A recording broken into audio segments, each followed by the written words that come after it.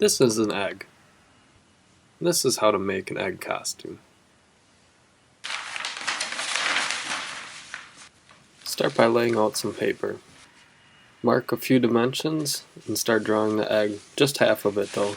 And fold it over and then cut it out and you'll have a pretty symmetrical egg.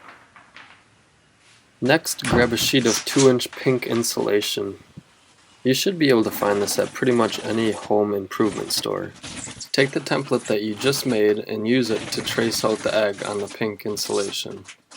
I used a combination of a hacksaw and a keyhole saw to cut my egg out. Now it's time to cut out the center of the egg.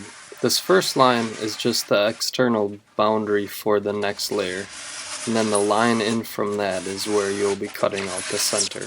The first line isn't totally necessary, but it gives you an idea of how much overlap there will be.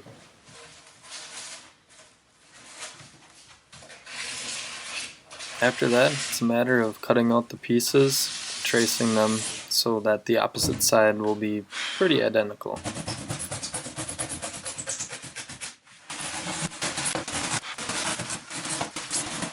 So during this whole process, I tried quite a few different knives and saws and whatnot, and I found that even though the keyhole saw was the messiest, it was actually the easiest to control.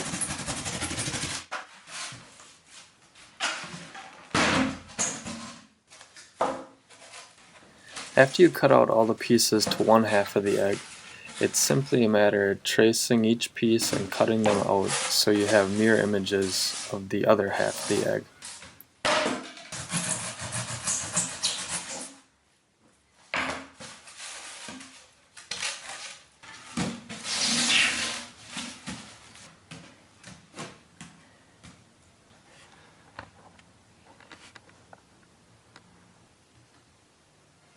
Next, it was time to glue up all the pieces.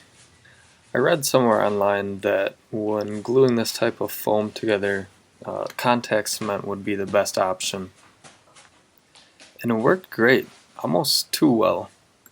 The contact cement actually reacted with the foam in a way that it sort of melted it. The area where the contact cement was applied turned kind of gooey. When you put the two pieces together, they kind of just melted together and it actually formed a pretty tight bond. The only drawback is, though, the surface kind of bubbled up, so it wasn't smooth and flat like it used to be. Next, to fill in between the steps that each layer of the egg creates, I took this Great Stuff expanding foam and just ran it along each corner. And this just helps fill in the void since I'll be shaping the egg later.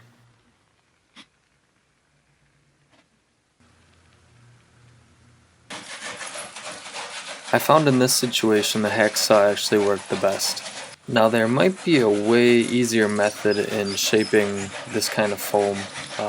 I found that with the tools that I had, this just worked the best and it was relatively easy. I don't think there's a right way and a wrong way to do it. Now here I'm just gluing sandpaper onto a scrap piece of MDF to make a simple sanding block.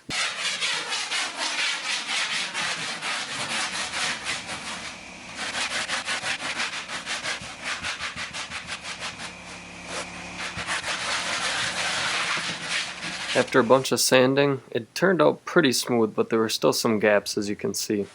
Also, it really wasn't the shape that I was looking for, and I figured out that it just needed another layer on each side of the egg to really get the shape. So I went ahead and cut 2 more layers. Now there are many ways to do this next part, and this is just how I did it. It's paper mache. So you take some flour, a little bit of salt, and some water and mix that together, and you got this kind of paste that you use with paper, and when it dries it hardens. Obviously you might have done this when you were a little kid. What I did was I added some shredded paper to the mix, and it kind of made this paste that I could form a little bit better, and it was pretty thick, as you can see. Now the consistency of this, the only way I can really describe it is like a spitball.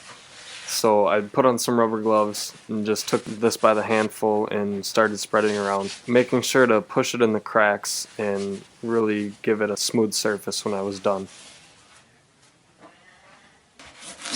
After that had dried, I took a sanding block and just knocked down all the high spots.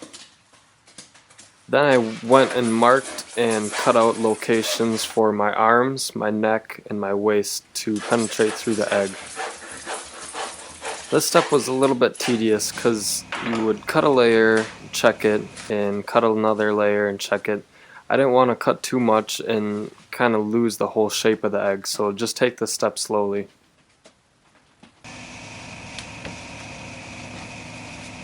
And once I had it how I liked it for the first side, then I just simply transferred those marks onto the other half and cut them out. And don't forget to cut out a little bit extra for your neck. This will allow your chin to move up and down and sideways.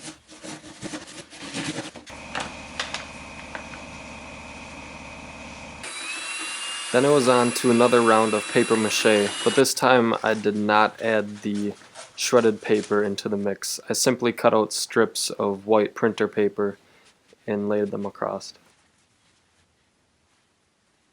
This layer further smoothed out the egg and gave it a somewhat uniform texture. You can see that it's not exactly smooth, and that was okay with me. I was kind of crunched for time, and this was the best I could do in a week. Plus, I didn't want to invest too much time into it because the odds of some drunk person coming up and trying to punch through the egg were pretty good.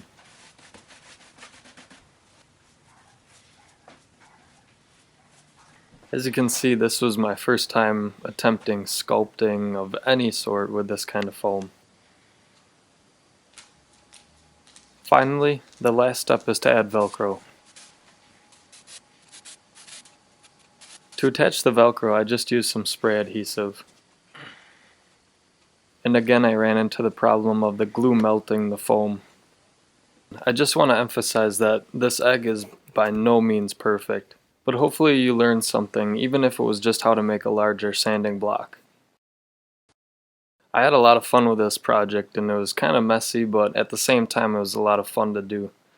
Hopefully you enjoyed it, and hopefully you're inspired to make something of your own. Thanks for watching.